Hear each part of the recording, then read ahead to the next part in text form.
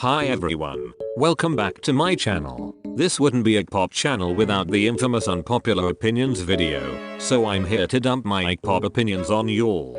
Just a disclaimer that these are my opinions, and you're more than welcome to have your own similar or differing opinions, but please do not hate. I am not a music expert nor do I claim to be, so my opinions come from a place of someone who just enjoys listening to music. Any hate will be reported and you will be blocked, but please comment if you agree or disagree with my opinions. They're honestly not that controversial. But comment if you want another unpopular opinions video with my unfiltered, raw and offensive opinions. LOL. Now, let's get into the video.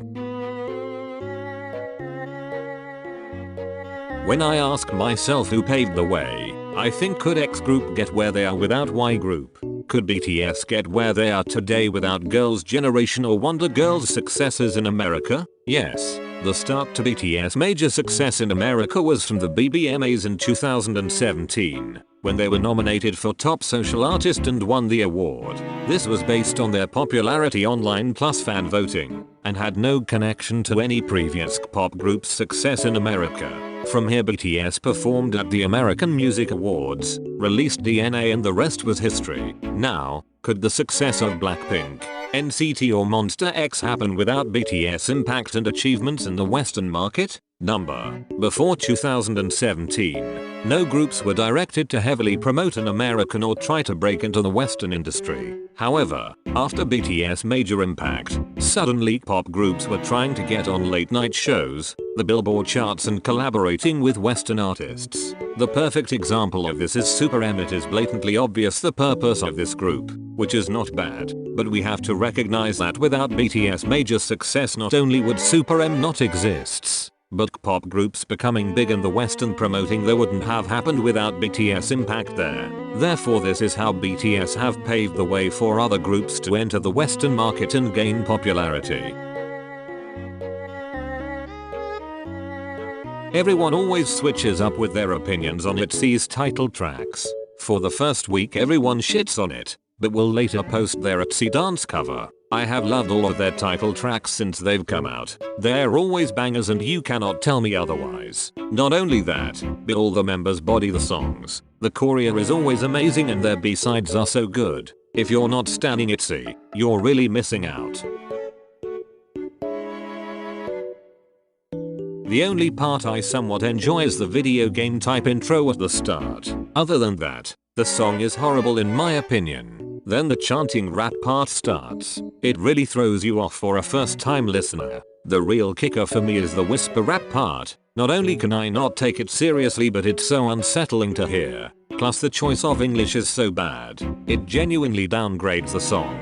Don't even get me started on the chorus. To me, it's not melodic at all and actually sounds bad. It's not pleasant at all to listen to. The only time it may be bearable is while watching the music video, but even then it's still bad. LOL. I've tried to like it or try to enjoy it because I think the concept is cool, and usually I can get myself to like a song if I keep listening to it, but it's just so bad. I think the biggest telltale sign of this was the creation of Super MSM, creating a so-called supergroup that they had hoped would dominate the US. Their debut was big, but they haven't made much noise since then and their comeback was somewhat of a flop. I think the reason Super M wasn't as big as people thought it would be is because SM doesn't really have many groups that are popular in America. The most popular I would say is NCT, but I don't think it's enough to carry Super M, and EXO and SHINee aren't very popular as they're not really promoted in America like NCT. Therefore the culmination of the most popular members of each group to create Super M had created some buzz and had landed them a number 1 on the Billboard 200. But since then they haven't really had anything major happen, and I can't see them even having another comeback since Taemin and Baekhyun are enlisting soon. So not it's going to be 4 NCT members and Kai. It kind of defeats the whole purpose of Super M's concept too. Now with NCT Hollywood and the reality show, I don't think it will work in SM's favor. Don't get me wrong, I love their mature turn they've taken since 2019, but I do miss their cuter and more lively songs like What Is Love, Vicky and Heart Shaker. Those are some of my favorite Twice songs. I feel no other girl group does cute concepts like Twice, and I miss it a lot. From the concept pictures for their upcoming comeback Taste of Love, it does look like they're going back to their original concept, but we will see closer to the date. But honestly, I want whatever the girls want.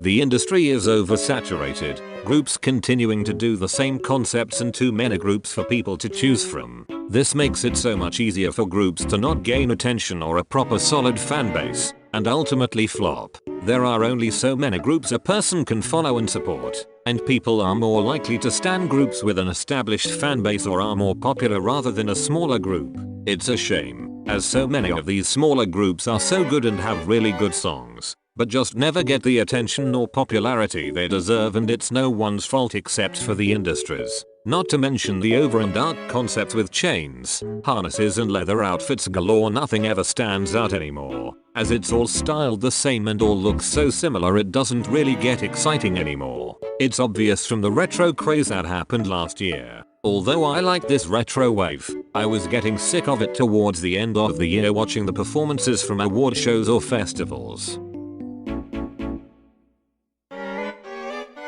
I wish more idols would wear more normal clothes that don't have the designer monogram everywhere, and I'd rather that groups stick to clothes that match their concept rather than just throw on an outfit worth more than my existence. Don't get me wrong, I have no issue with groups wearing designer. I just want it to make sense for the look and concept the group is trying to achieve instead of wearing it for the sake of the brand. A group that does this well I think is surprise BTS. Their outfits on stages are always on point, and although nowadays they're always designer, it always fits with the concept they're trying to achieve, like the On era for example. Since I would say Itzy era, I've seen people convince themselves that each Itzy comeback is Chaeryeong's era, when it's so obvious that it isn't. Itzy has only had 5 comebacks, and it is clear who owned each era. Chae is not only one of the best dancers in Kpop, but she's also an amazing vocalist and in my opinion the foundation of Itzy. It's okay that she hasn't had her standout era yet, and trying to make it her era every time is kind of like trying to include her in something for participation points rather than because she had actually owned the era. Although I can see why such an amazing performer like Chaeryeong hasn't had a quote-unquote era yet, because Itzy's members are full of charisma, talent and stage presence. It's difficult to decide, but Chaeryeong is one of the best performers in pop right now, and Itzy is still a young group, so her time will come, and when it does we will all rejoice. That's all for this video. Thank you to all the people who have subscribed. I cannot even believe people would watch my videos let alone subscribe. So thank you so much. Leave your own opinions below on these topics. I'd love to hear them. Again, thank you so much for watching, and I'll see you next time with another video.